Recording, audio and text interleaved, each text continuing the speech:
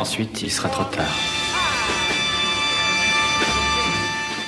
Bonjour à tous, merci d'être ici dans la cour de l'Académie du climat, la seule académie qui parle des enjeux climatiques dans le monde, même si Serge Auru, l'un des cofondateurs, nous a dit hier qu'il y avait des projets de création d'Académie du climat à Genève, mais également au Maroc, à Casablanca. Pour l'instant, c'est la seule et unique. Dans un moment, nous allons échanger avec Noël Mamère. On va dans un instant présenter Noël Mamère pour ceux qui ne le connaîtraient pas, mais comme il a été à la fois journaliste et homme politique, a priori, il est rarement passé inaperçu. Quelques éléments donc sur l'association. Le Moment est un collectif qui évidemment fédère tout un tas de forces qui sont ici présentes, avec Nicolas qui est metteur en scène, Alan qui est musicien qui nous accompagne régulièrement, avec Danae également historienne, avec Émeric qui hier a animé tout au long de l'après-midi un atelier pour vous confesser justement sur vos mauvais gestes autour de la question du carbone. Voilà, donc je rappelle la chaîne YouTube pour ceux qui voudraient nous suivre régulièrement, c'est le Moment Média, et pour ceux qui souhaitent connaître nos actualités, c'est lemoment.org. C'est le week-end des possibles. Le week-end des possibles, c'est d'abord et avant tout Noël, une petite... allez, bravo, félicitations. Vous étiez maire de Bègle, on se connaît très très bien, mais hier, l'UBB, l'Union Bègle-Bordeaux, a gagné, champion d'Europe. Énorme. Énorme, surtout qu'on est parti de très loin, puisque cette histoire a commencé en 2006 très exactement, lorsqu'on a réussi à dépasser les chauvinismes locaux et à rassembler le Stade Bordelais, le club des bourgeois de Bordeaux, et le CA Béglé, qui était le club des prolos. Et il faut dire qu'Alain Juppé était maire de Bordeaux à l'époque et moi maire de Bègle. On a, je crois, pas mal œuvré pour contribuer au dépassement de ces antagonismes. Laurent Marty est arrivé en 2007. Le président. Comme président de l'UBB, puisque ça s'est appelé l'Union Bordeaux-Bègle. Il fallait absolument, je me suis battu pour que le mot de Bègle, le nom de Bègle reste présent dans l'intitulé de l'équipe. Et je me souviens encore d'une réunion à la région, sous la présidence d'Alain Rousset, avec Laurent Marty, le maire de Bordeaux, et on se battait les flancs pour trouver des partenaires. Vous voyez le chemin qui a été fait depuis 20 ans, et c'est un aboutissement à la fois dans le travail des managers, de toutes ces équipes d'encadrement qui se sont succédées, et puis aussi le résultat d'un travail politique où on a réussi, malgré nos différences et nos options différentes, réussi à se rassembler pour créer un grand club. Et je suis très fier aujourd'hui que le centre d'entraînement de l'UBB soit à Bègle, que le centre de formation soit à Bègle et que l'école de rugby soit à Bègle. Elle est une des meilleures de la France. Et quand je vois Mathieu Jalibert et ce qu'il a fait hier, je suis fier qu'il ait commencé le rugby à l'école de rugby de Bègle. Fédérer, rassembler les bourgeois et les prolos, et ben voilà, c'est tout un programme et un combat qui vous incarne assez bien, Noël. Mais on va laisser la parole à Jeanne, étudiante en journalisme à l'ESJ Paris, pour dresser votre portrait. Merci beaucoup. Alors Noël Mamère, c'est un peu le dernier des Mohicans verts. Une figure politique sortie tout droit d'une époque où les journalistes portaient des vestes en velours et les écolos citaient Ivan Ilitch à table sans ironie. Lui, il a été maire, député, candidat à la présidentielle, conseiller régional et même chanteur. Mais surtout, il a fait ce qu'aucun autre homme politique n'aurait osé, présenter résistant sur Antenne 2. Plus personne ne fait ça aujourd'hui. Les médias ont définitivement subi une réduction mammaire. Aujourd'hui, il aurait pu être tranquillement devant un bon match de rugby, bière à la main, commentant la mêlée en regrettant le temps où la politique avait encore un avant-goût de combat collectif. Mais non, il est là, fidèle à ses valeurs, à l'Académie du climat le jour de la fête des mères, à parler effondrement, transition et décolonialisme, pendant que ses potes du 15 de France se font plaquer à sa place, sacrifice ultime. Noël Mamère, c'est celui qui faisait de l'écologie avant que ce soit tendance et qui continue après que tout le monde est passé aux stories Instagram sur le compost. On l'écoute avec un mélange de respect sincère et de nostalgie pour une époque où on croyait encore qu'un documentaire pouvait changer le monde, ou au moins gagner un 3% à la présidentielle. Parce que pour une fois, j'ai envie d'écouter ma mère. Monsieur Mamère, moustache gracias. Merci beaucoup pour ce portrait très flatteur. Merci beaucoup. Continuez dans le journalisme. Merci beaucoup, Jeanne. Alors forcément, quand on évoque votre parcours, Noël, au-delà de la présentation du journal de la mi-journée à Antenne 2, ce qui est important, et Jeanne l'a rappelé... Enfin, on retient, je t'interromps, Morad, mais on retient le journal de 13h, mais ce qui est le plus important pour moi et qui a motivé mon départ de Bordeaux en 1977, c'est la création de la première émission à l'initiative de Louis Berriot, qui malheureusement est décédé, qui était le rédacteur en chef de la rédaction d'Antenne 2, dirigée par Jean-Pierre Elkabbach. C'est lui qui m'a débauché, qui m'a fait partir de Bordeaux pour créer avec lui la première émission quotidienne, généraliste, traitant des questions d'environnement et de défense du consommateur, qui s'appelait C'est la vie. Et je l'ai présenté pendant 5 ans, j'en étais le responsable, et je pense que ça a été une vraie innovation à la télé, plus que le journal de 13h, qui était un journal... de 13h. Exactement, mais en même temps, vous étiez à chaque déjeuner dans les foyers français, ouais. Et ça c'est très important. Pourquoi on parle de résistance? Parce qu'effectivement, aujourd'hui, on est dans le week-end des possibles et qu'on sent dans un contexte de plus en plus difficile. Résister, c'est un mot qui est très important. On le dit, il y a les enjeux climatiques, vous en avez parlé, l'émission C'est la vie était justement une des pionnières sur cette question. Mais moi, je voudrais juste revenir sur résistance. Résistance, quand on regarde à l'époque les titres des documentaires, des magazines que vous présentiez, que vous réalisiez parfois, est-ce que ça serait encore possible aujourd'hui dans les chaînes privées ou dans le service public?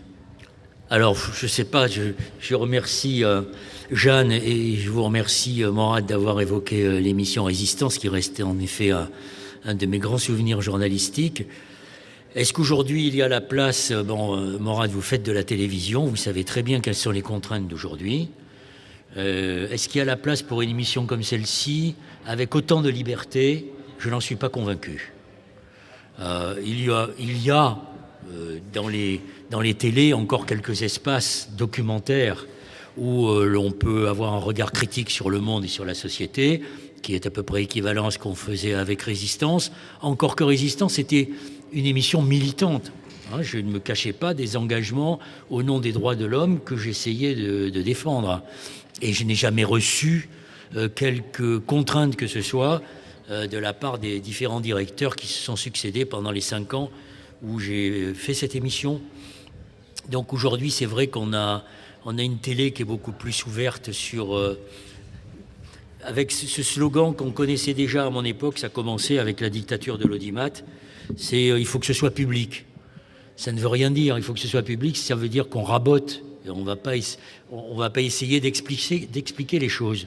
Alors moi, je pense que le journalisme, c'est justement d'aller voir là où on veut nous empêcher d'aller, de regarder au-delà de ce que j'appelle l'effet réverbère. Et Résistance, pour ça, était en effet une émission qui essayait de montrer, c'est Victor Hugo qui disait ça, je vais faire le pédant, c'est montrer, c'est donner à voir pour faire comprendre. C'était ça son expression. Dire le vrai aussi. Voilà. Et c'était d'essayer d'aller dans des endroits très très loin de la France. Alors moi je suis passé d'un moment C'est la vie, c'était une émission qui montrait comment on vit à côté de sa porte. Mon copain, mon ami Sérillon disait Noël, il fait de la télé au ras de la toile cirée, mais c'était pour moi un compliment et je l'ai pris comme tel. Alors que Résistance, c'était montrer des situations de combattants des libertés dans les endroits ou dans les pays où l'oppression était la plus grande et où bien souvent ils jouaient pas simplement, ils mettaient pas en cause simplement leur liberté, mais quelquefois leur vie. Donc j'ai des souvenirs très, très forts de ces personnalités qui m'ont beaucoup enrichi, beaucoup appris. Noël, vous dites aller sur le terrain, témoigner, tendre le micro pour humaniser. Aujourd'hui, on a le sentiment qu'il y a des lieux sur la planète où les droits de l'homme, on les piétine, où on empêche les journalistes d'aller sur le terrain.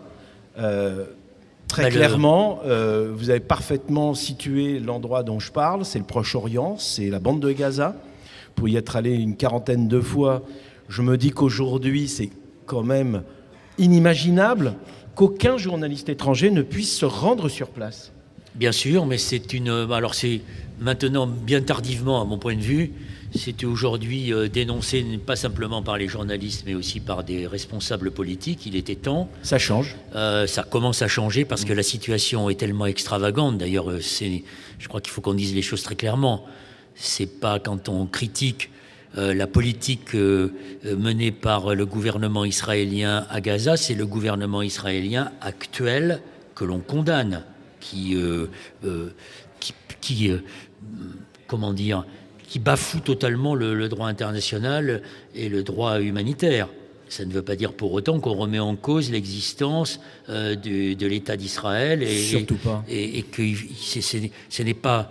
Il ne faut pas pratiquer cette confusion qui est entretenue d'ailleurs pour des raisons politiciennes, selon lesquelles quand on attaque la politique du gouvernement israélien à Gaza, on s'en prend à Israël et on devient aussitôt antisémite. Tout ça me semble de la manipulation extrêmement dangereuse qui ne fait que d'ailleurs que contribuer à polariser notre société, puisque ce conflit est très passionnel, suscite des passions et renvoie à des situations. C'est vrai qu'aujourd'hui, ces communautés, je n'aime pas beaucoup ce mot-là, parce que la France ne devrait pas être un pays communautaire, mais d'intégration, les communautés se sentent atteintes dans leur chair, l'une ou l'autre, quand on regarde ce conflit.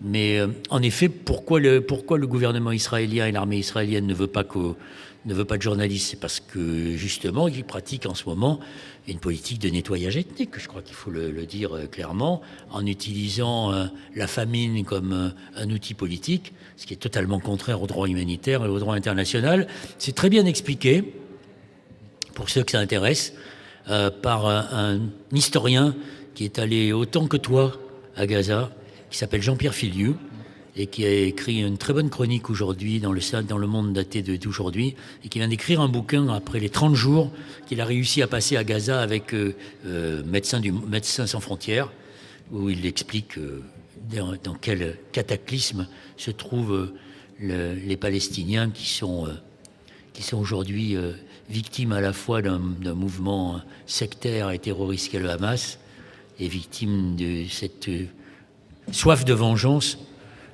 du gouvernement israélien qui est en train de ruiner son propre avenir. Vous parlez des médias, vous parlez du journal Le Monde. C'est vrai qu'on a aujourd'hui le sentiment qu'il est de plus en plus difficile de parler d'un tel conflit. À l'époque, à Résistance ou à Géopolis, il était normal de faire un documentaire entier sur la Palestine. Mais je me souviens très bien d'être allé à la première intifada en 1987. On s'était partagé. Bernard Benjamin, qui était journaliste à Antenne 2, qui avait créé Envoyé spécial. Qui a créé Envoyé spécial avec Paul Naon après, qui a été une émission formidable. Bernard couvrait la partie Israël et moi je couvrais la partie Palestine. Donc je me souviens très bien. Je suis allé à Ramallah, je suis allé à Naplouse. Je me souviens de l'université de Birzeit qui était fermée. Comment les Palestiniens à l'époque faisaient tout ce qu'ils pouvaient pour poursuivre l'enseignement. Et les profs allaient dans les maisons faire l'enseignement, faire l'éducation aux enfants. Et aujourd'hui, on assiste, la politique israélienne à Gaza, c'est d'empêcher les enfants d'aller à l'école. Certains appellent ça un scolacide. Voilà. Donc, oui, on pouvait faire un reportage qui durait, je crois que entre ce qu'a fait Bernard et ce que j'ai fait, ça devait durer 52 minutes. L'idée, c'était... on montrait ce qu'était la réalité, aussi bien vue du côté d'Israël que du côté palestinien. L'idée, c'était quand même de décrypter, d'essayer d'apporter des faits, vérifier, sourcer, comprendre la situation qui est complexe. On ne va pas se mentir ici. Mais aujourd'hui, la manière dont les journaux, et on voit bien que c'est plus souvent des journaux d'opinion, on a du mal parfois à ne serait-ce qu'avoir des informations simples. Ce matin, Israël a bombardé une maison. À l'intérieur, c'était des enfants. Les enfants de 2 médecins palestiniens. Les enfants ont été tués. Il y a un seul survivant. C'est le plus âgé des enfants qui a 10 ans. Oui, c'est factuel, mais on ne les voit pas. C'est l'histoire de cette femme, cette photographe, qui devait venir au Festival de Cannes et qui a été abattue avec toute une partie de sa famille. Enfin bon, c'est des situations aussi tragiques que celle-ci, elles se multiplient par 10, par 100, par 250. C'est effrayant. Enfin, on déshumanise ces populations puisque maintenant on compte, mais derrière, c'est un petit peu comme tous ceux qui meurent en Méditerranée ou dans la Manche. Ils n'ont pas de... ils sont complètement gommés, niés. On nie leur humanité. Et ça, c'est scandaleux. Ça n'empêche pas qu'on peut dire exactement la même chose de ce qui s'est passé le 7 octobre 2023 avec l'attaque du Hamas. Un massacre aussi évidemment terrible. Pour avoir fait un film sur le génocide à Srebrenica avec un commissaire français, Jean-René Ruez, que j'ai eu il y a quelques jours, à qui je posais la question, peut-on considérer aujourd'hui que ce qui se passe à Gaza est un génocide ? Il me dit, Morad, le plan annoncé par Benjamin Netanyahou, le Premier ministre israélien, correspond clairement à une politique délibérée de nettoyage ethnique, oui. Évidemment de famine. Donc, à un moment ou à un autre, quand il sera, puisqu'il est poursuivi pour génocide et crimes contre l'humanité par la Cour pénale internationale, il se passera exactement ce qui s'est passé à Srebrenica. On a travaillé ensemble pendant plus de 6 ans. Le général Krstić, qui était un général serbe avec Ratko Mladić, Radovan Karadzic, Milosevic, ont tous été condamnés pour génocide. On a exactement les mêmes paramètres. Alors on a les mêmes paramètres, c'est très difficile. Bien sûr, je pense que c'est ce qui normalement se passera. Sauf que pour un responsable politique aujourd'hui, dire c'est un génocide, ça implique qu'on mette en œuvre des actions qui essaient d'arrêter le génocide. C'est la raison pour laquelle il y a tant de responsables politiques qui ne veulent pas prononcer ce mot. Parce que ça conduirait à des situations qui peuvent être extrêmement difficiles. C'est très intéressant quand on parle de génocide, parce qu'il faut savoir qui a inventé ce concept juridique. Ce sont 2 intellectuels juifs de Lviv, qui s'appelaient Lvov, qui s'appelaient Lemberg, qui s'appelle Lviv aujourd'hui, qui est la capitale de l'Ouest ukrainien. Le premier s'appelle Raphaël Lemkin. Il était universitaire à Lviv, et l'autre s'appelle Lauterbach. Le premier a mis au point juridiquement le concept de génocide et le second le concept de crime contre l'humanité. Et c'est intéressant de savoir, je l'ai appris en lisant le livre formidable de Philippe Sands, qui est un grand juriste international et qui a écrit un livre très, très important qui s'appelle « Retour à Lemberg », qui est le nom que donnaient les Allemands à Lviv lors de l'occupation nazie. Et c'est intéressant de voir que ces concepts de génocide et de crimes contre l'humanité, qui ont d'ailleurs été utilisés au procès de Nuremberg, et de savoir qu'ils ont été mis au point juridiquement, conceptualisés par 2 intellectuels juifs de Lviv, qui aujourd'hui vit sous les canons, enfin pas Lviv, mais l'Ukraine, qui est soumise aux canons russes d'un régime totalitaire qui est celui de Poutine. Autre élément aussi, 210 journalistes ont été tués depuis le 7 octobre 2023. 210 journalistes, c'est plus que pendant les 2 dernières guerres mondiales. Nous qui sommes journalistes. C'est effrayant. Alors, on pourrait décliner comme ça les horreurs auxquelles on assiste aujourd'hui à Gaza, mais pendant que nos regards sont fixés sur Gaza à juste titre, ou sont fixés sur l'Ukraine, il se passe d'autres choses dramatiques, abominables. Il y a 2,5 millions de déplacés au Soudan, où il se passe des atrocités effrayante, enfin une atrocité toujours effrayante. Prenons la région du Kivu, du Nord Kivu, à la frontière entre le Rwanda et le Congo, où là aussi on assiste à des atrocités. Mais ça, ce sont des zones aveugles, hein, dont on ne parle pas parce que ce sont des Africains. Voilà, c'est loin. Le mort au kilomètre. Ça ne nous ressemble pas. Il ne nous ressemble pas. Regardez comment on a accueilli les Ukrainiens et les difficultés que l'on oppose à ceux que l'on laisse mourir en Méditerranée. Parce qu'ils n'ont pas la même couleur de peau que nous, ils n'ont pas la même religion. Voilà, et nos indignations et nos capacités d'accueil et de tolérance sont très sélectives. Alors, tout ça m'amène forcément à parler du dérèglement climatique. Pourquoi parler du dérèglement climatique ? Parce qu'aujourd'hui, 25% des conflits dans le monde sont liés à la sécheresse.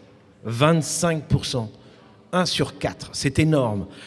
Et je ferai juste une remarque à propos de la coexistence de 2 États, Israël et Palestine.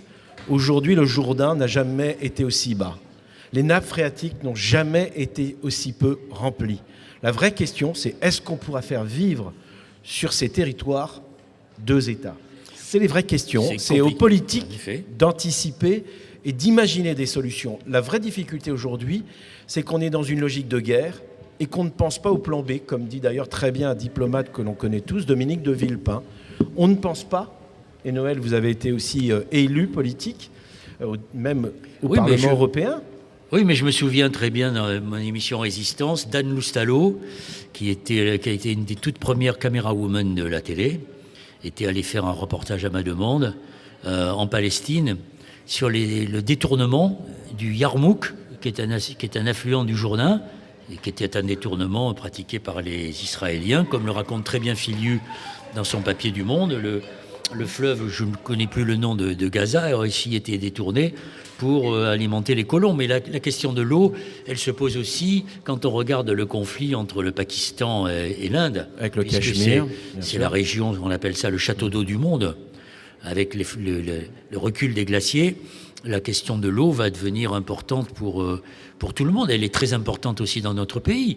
Quand on voit comment ce gouvernement est là, qui est soumis aux diktats et aux injonctions de la FNSEA, comment on est en train de mettre en œuvre des méga-bassines qui représentent plusieurs terrains de football uniquement pour une minorité d'agriculteurs qui ne sont plus des agriculteurs mais des industriels, au détriment à la fois des autres agriculteurs et de la population. On ne peut pas continuer comme ça.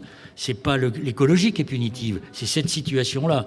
Et donc il faut que maintenant on introduise la question de l'écologie dans toutes les questions géopolitiques, puisque on voit bien qu'il s'agisse de sécheresse, d'inondations, d'événements météorologiques extraordinaires d'une très grande violence. Qui en sont les victimes? D'abord les plus pauvres et les plus vulnérables. Et ensuite, c'est ces questions-là qu'il faudra résoudre si l'on ne veut pas entrer dans une logique de conflit permanent. Rappelons qu'aujourd'hui, les migrants liés au réchauffement climatique sont 3 fois supérieurs aux migrants liés à des guerres ou à des questions économiques. Ça va se multiplier. Et vous avez des gens qui, demain, ne pourront plus revenir chez eux parce que chez eux, ça n'existera plus. Ça sera soit un désert, soit salinisé, comme par exemple tout le delta du Gange et le Bangladesh. Et donc ça veut dire qu'il faudra revoir la Convention de Genève de 51, qui fait que quand on est un réfugié, on peut revenir chez soi. Là, on ne pourra pas. Donc ça réinterrogera la question du réfugié. Et donc ça va poser beaucoup de questions quand on voit les cris d'orfraie qui sont lancés par certains politiques qui instrumentalisent ça, qui nous parlent de subversion, comme M. Retailleau, alors que nous sommes migratoire. Le 15e pays en matière d'accueil des migrants, des immigrés, pas des migrants. On s'imagine ce que ça peut devenir demain. Je crains le pire. Alors, c'est vrai que vous parliez de l'Inde, du Bangladesh, la fameuse zone du Sundarbans, pour y être allé. Les dégâts collatéraux sont considérables. Il y a un mur entre les deux qui empêche l'Inde et le Bangladesh, des Bangladeshis de passer de l'autre côté. Et le plus souvent, quand les femmes reviennent dans leur pays ou partent en Inde, il y a eu plus de 4000 morts. Il y a 4000 morts en moyenne chaque année. Mais le pire, c'est qu'elles sont ensuite exploitées. Elles deviennent des prostituées. C'est-à-dire qu'on oublie aussi les dégâts collatéraux que crée aujourd'hui le dérèglement climatique. Le dérèglement climatique, c'est pas simplement la question de savoir si c'est bien sûr une atteinte à la biodiversité, c'est très important, mais réduire la question du dérèglement climatique à des questions seulement environnementales, c'est une manière de se défouler, pas de se défouler, de se débarrasser de nos responsabilités. Alors, le dérèglement climatique, il a d'abord des conséquences sociales, des conséquences humaines, des conséquences économiques, bien sûr. Et il touche, en effet, les plus vulnérables. C'est la raison pour laquelle, comme je le disais tout à l'heure, lors de la discussion avec Alessandro Pignocchi, l'écologie n'a de sens que si elle s'adosse aux questions sociales. Sinon, ça ne veut rien dire. Comme le disait Chico Mendes, le célèbre défenseur des Seringueiros, ceux qui exploitent le caoutchouc dans les forêts amazoniennes et qui étaient assassinés par les grands propriétaires terriens. L'écologie sans la question sociale, ce n'est que du jardinage. Tout à l'heure, je vous écoutais lors de cette conférence, vous disiez ce n'est pas la fin du monde, c'est la fin d'un monde. Oui. Ça veut dire qu'il faut changer de paradigme. Ça veut dire que nous sommes tous acteurs du monde, puisqu'on parle aujourd'hui du week-end des possibles, c'est-à-dire 2025-2050. C'est une date qu'on a choisie. Mais ça veut dire qu'il va falloir que tous, chacun d'entre nous, on devienne un peu consommateurs. Il va falloir qu'on change notre façon. Oui, alors bien sûr, mais ça ne dépend pas que de nous, parce qu'il ne faut pas se laisser piéger par ce discours de culpabilisation du consommateur et du citoyen par les autorités politiques. Quand je vois que, par exemple, un sénateur qui porte bien son nom, il s'appelle Duplon, qui est en train de faire triompher une proposition de loi qui va réintroduire les néonicotinoïdes. Ce monsieur était le président FNSEA de la d'une chambre d'agriculture. C'est cet homme-là qui, avec la FNSEA, est aujourd'hui en train de faire la loi dans ce pays. La ministre de l'Agriculture n'est pas la ministre des agriculteurs. Elle est la ministre de la FNSEA. Il n'y a pas une agriculture dans ce pays. Il y a des agricultures. Et la Confédération paysanne n'a rien à voir avec ce que défend la FNSEA, qui est une agriculture productiviste, qui tue les paysans, qui tue l'environnement, qui détériore l'environnement et qui pose des problèmes de santé publique. Alors, donc, il faut que ces gens-là arrêtent de nous expliquer, comme le président de la République, que c'est à nous d'abord de faire des efforts. C'est aussi à la puissance publique de résister aux lobbies et de mettre en œuvre des politiques publiques qui permettent justement aux citoyens que nous sommes, aux consommateurs, de pouvoir entrer dans des modes de vie différents. Je vois ici à la terrasse un jeune chercheur brillant qui s'appelle Raphaël Lorca, qui vous explique très très bien que l'écologie, ça a des influences, ça interroge nos modes de vie. Et dès qu'il s'agit de parler de nos modes de vie, ça devient compliqué au moment où il faut les faire évoluer. Et donc l'écologie, elle est à la fois radicale, mais elle doit aussi tenir compte de la capacité des sociétés à changer le mode de vie. Alors je ne devrais pas le dire devant les micros, parce que ça peut être enregistré et répété. Mais en fait, la question qui est devant nous, c'est un mot qu'il ne faudrait jamais prononcer, et c'est pourtant le seul qui compte. Ce qui est devant nous, c'est la question du renoncement. Parce que nous savons que nous ne pouvons pas continuer au rythme où nous sommes et que nous ne pouvons pas tout avoir comme nous le prétendons. Tout avoir tout de suite, très vite, tout. Cette société de voracité, de prédateurs et d'accélération. Et donc la question qui est devant nous, c'est une question démocratique. C'est de dire à quoi collectivement on est prêt à renoncer et comment on fait ensemble pour compenser ceux qui seront victimes du renoncement qu'on a choisi. Comment la société s'organise pour la solidarité. Ça, aucun homme politique aujourd'hui n'est prêt à le dire. Et c'est pourtant ce qu'il faut dire. Mais ça n'est pas promettre l'apocalypse ni l'enfer. Encore que, au sens biblique, l'apocalypse, c'est la renaissance. Mais c'est pas du tout promettre l'enfer, se serrer la ceinture des sociétés de contrainte et militarisées. C'est au contraire, l'écologie, c'est l'émancipation et la libération. Mais ça ne peut advenir que si on est capable collectivement de le faire. Donc si on ne le fait pas maintenant, eh bien, il ne faudra pas s'étonner que demain, nous soyons dans des sociétés autoritaires, de contraintes. J'ai un de mes copains écolos, le fils de Bernard Charbonneau, qui est un grand penseur écologiste, qui était bordelais.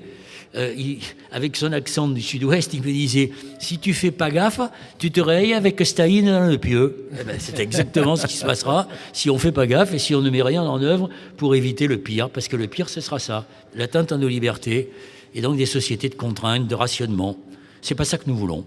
Alors, ce qui est intéressant aussi, c'est qu'en fait, tout ce dont on parle aujourd'hui, c'est aussi de la Convention de Genève. La Convention de Genève, aujourd'hui, c'est uniquement les réfugiés de guerre ou les réfugiés politiques.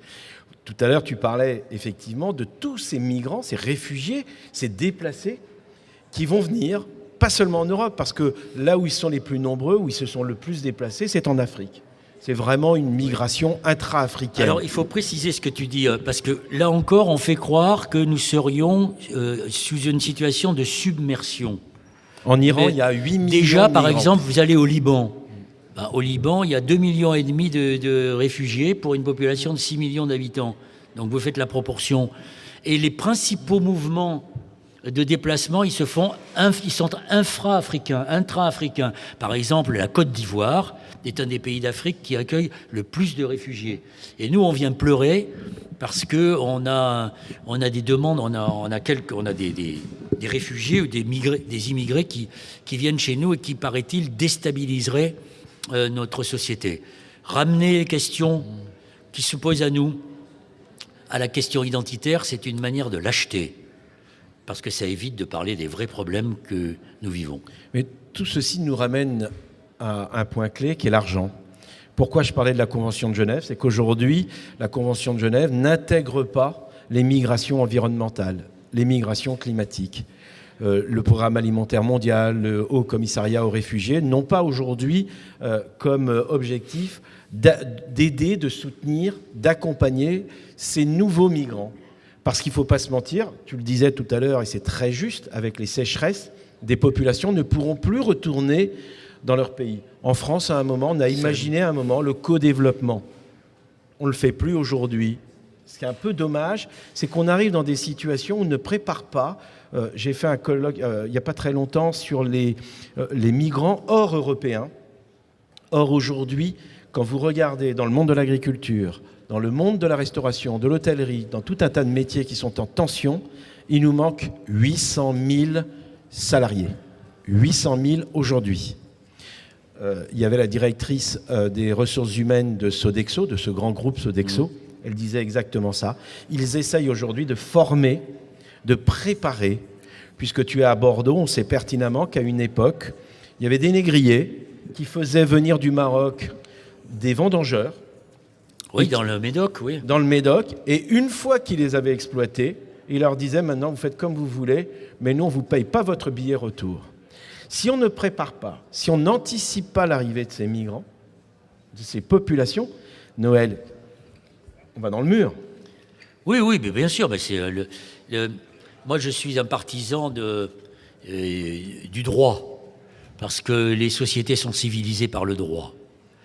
Et donc, toutes les grandes conventions internationales contraignantes se sont organisées autour du droit. Quand, par exemple, on a décidé que l'Antarctique devait être sanctuarisé jusqu'en 2048, et ça veut dire qu'il y a toujours des menaces, notamment venant de la Russie et de la Chine, ce continent a été protégé. Ce qu'on a fait contre la couche d'ozone, c'était aussi une convention internationale contraignante. On a failli, c'est ce que raconte très bien un journaliste américain qui s'appelle Nathaniel Rich, qui a écrit un livre qui s'appelle « Perdre la Terre » il y a quelques années, où il explique comment, dans les années 70, les États-Unis d'Amérique et la société internationale étaient prêts à signer un accord international contraignant sur les énergies fossiles, qui a capoté avec l'arrivée de Reagan au pouvoir, qui d'ailleurs, dans un de ses premiers gestes, a fait démanteler les panneaux solaires qui étaient posés sur la Maison-Blanche par Jimmy Carter,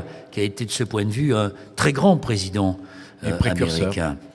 Et donc on a raté beaucoup de choses. Ça ne veut pas dire pour autant que demain nous sommes condamnés avec une sorte de fatalité à ce que le droit ne prime pas la force. Alors aujourd'hui on a aux États-Unis un pouvoir qui veut faire primer la force sur le droit, mais ça n'est pas éternel. Ça n'est pas éternel. La preuve, l'Union soviétique s'est écroulée. Un certain nombre de régimes que l'on croyait indéboulonnables ont fini par céder. Donc il n'y a aucune raison de désespérer. J'ai pas compris, mais là tu es en train de nous parler du déclin américain? Je pense que... Est-ce qu'il y a là les prémices d'un déclin? Je pense que oui, le déclin, c'est d'abord l'atteinte à l'état de droit. Et c'est la manière à marche forcée dont Trump avance pour faire primer l'exécutif sur le législatif. C'est la mise en cause du principe américain de 400 ans qui s'appelle le check and balance. Donc on voit qu'il fait même arrêter des juges qui s'opposent aux executive orders qu'il a lancés. C'est Harvard. Et aujourd'hui, on voit qu'avec ses fils et sa famille, il s'enrichit sur le dos des Américains. Jamais on a vu une telle corruption, un tel conflit d'intérêts. C'est ce que Raphaël Yorka explique très bien avec l'élargissement de la fenêtre d'Overton. C'est un chercheur qui avait mis au point cette analyse selon laquelle on accepte de plus en plus ce qu'on considérait comme inacceptable. Et ça s'appelle la fenêtre d'Overton. Comment des sociétés deviennent tolérantes à des choses que l'on pensait inacceptables, inadmissibles et que l'on devait combattre. Alors justement, cette convention de Genève, toi qui as été député européen, est-ce qu'à un moment ou à un autre, on peut influer sur les lois internationales, même si on voit bien que des résolutions des Nations Unies aujourd'hui sont piétinées, bafouées. Oui. Est-ce qu'on peut réussir demain à considérer que la Convention de Genève va intégrer les migrants climatiques ? Oui, je pense que ça se fera, parce que de toute façon, il faudra le gérer. Donc l'Organisation des Nations Unies finira bien par intégrer ça dans l'appareil juridique international. Voilà, c'est impératif, non ? Mais est-ce que l'Europe ne peut pas être souveraine ? On voit bien là, il y a quelques jours, l'Europe a décidé, en gros, menace, attention, on va rompre nos relations avec Israël.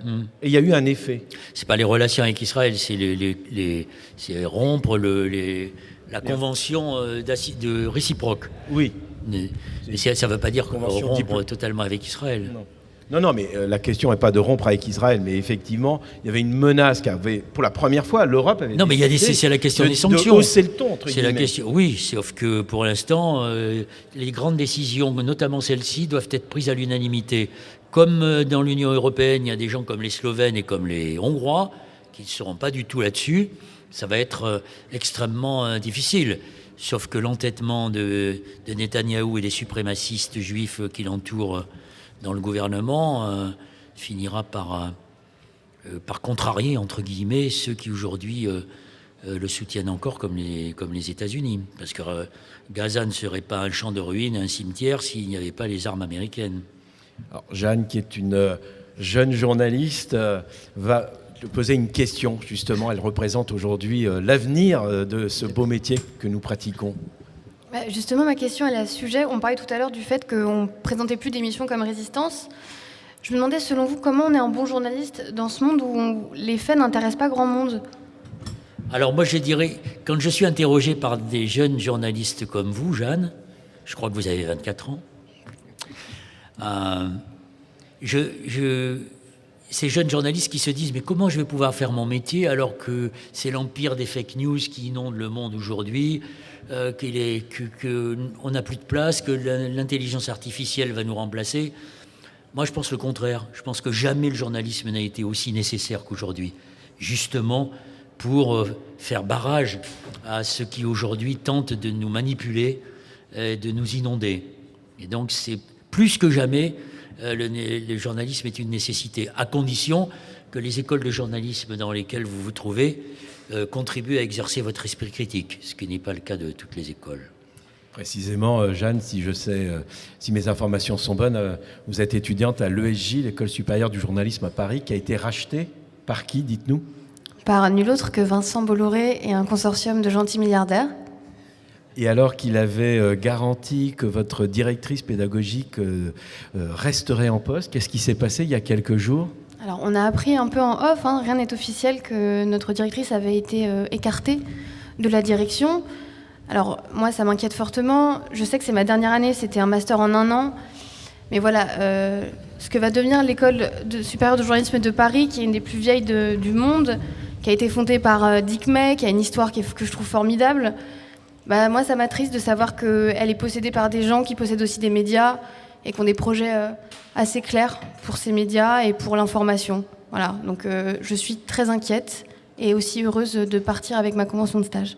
Ça, c'est bien, vous avez raison. Et vous avez les raisons de s'inquiéter, elles ne sont pas simplement liées au rachat par Bolloré et Stérin de l'ESJ. C'est aussi que ces gens-là sont également propriétaires de chaînes de télévision et de journaux.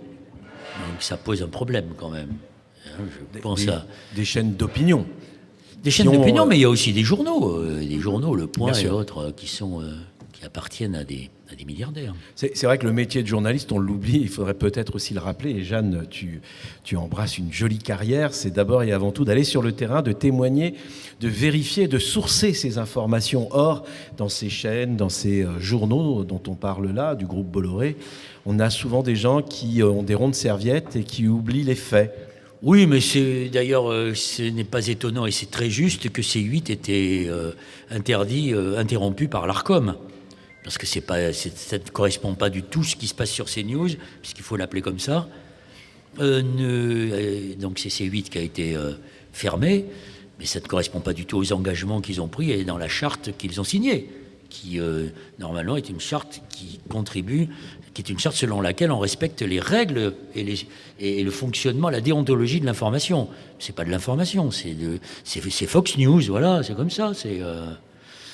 C'est le Figaro qui font Figaro Magazine, qui font comme un rapace sur les écolos en disant que c'est encore une légende selon laquelle c'est les écolos qui voudraient interdire la fabrication du comté. Bon, voilà. Bon. Aujourd'hui, vous avez des commerçants qui vous disent à Lyon « Doucet m'a tué », parce que le maire s'appelle Doucet, parce qu'il favorise qu'il y ait moins le fait qu'on fasse reculer la voiture au profit des mobilités douces. Rappelons que si Doucet m'a tué, la pollution atmosphérique, c'est 48 000 morts prématurées par an. Ça fait quand même beaucoup plus de morts que Doucet avec ses voies piétonnes. Et rappelons, pour ceux qui ont mon âge, que quand Michel Crépeau, à La Rochelle, a introduit les rues piétonnes, avec des vélos, il y a des gens qui balançaient les vélos dans la mer et qui disaient on va fermer, c'est la faillite. Allez voir les commerçants aujourd'hui de La Rochelle et dites-leur on va faire revenir les bagnoles dans la rue. Vous allez voir comme vous allez partir, avec le goudron et les plumes. Voilà, merci beaucoup Noël Mamère d'avoir été notre invité ici à l'Académie du Climat. Et évidemment sur notre chaîne YouTube, Le Moment Média, n'hésitez pas, et si vous voulez avoir plus d'informations sur notre collectif qui regroupe autant de journalistes de profils très différents, puisque nous avons aussi à la Gaîté Lyrique récemment organisé avec Benoît Hamon une pièce de théâtre qui s'appelle Le Joyeux Bordel, où justement on interrogeait Benoît Hamon sur cette fameuse phrase, et vous saurez de qui je parle, qui dit « on ne peut pas accueillir toute la misère du monde ». Oui, mais il avait ajouté « mais il faut prendre notre part ». Voilà, exactement, et c'était Michel Rocard. Donc, comment ? On ne peut pas accueillir toute la richesse du monde. Certes, c'est une très bonne... oui, on ne peut pas accueillir toute la richesse du monde, en effet. En effet. Et pour l'instant, c'est la richesse du monde qui nous tue, surtout, parce que ce sont les riches qui ont le plus d'importance dans le dérèglement climatique que les pauvres qui le paient au prix le plus élevé. La preuve, la femme de Jeff Bezos, qui était à Cannes, est arrivée avec son yacht, énorme yacht, et elle a eu le prix Green pour non, mais un court-métrage qu'elle a produit. Ce sont des gens qui font sécession. Voilà. Merci Noël. L'avantage avec toi, c'est que la parole est très libre et justement, c'est notre ADN au moment média. Donc merci à tous. L'émission se poursuit avec, je pense, Danae qui dans quelques instants va prendre la suite, ou en tout cas, de toute façon, restez avec nous. À très très vite.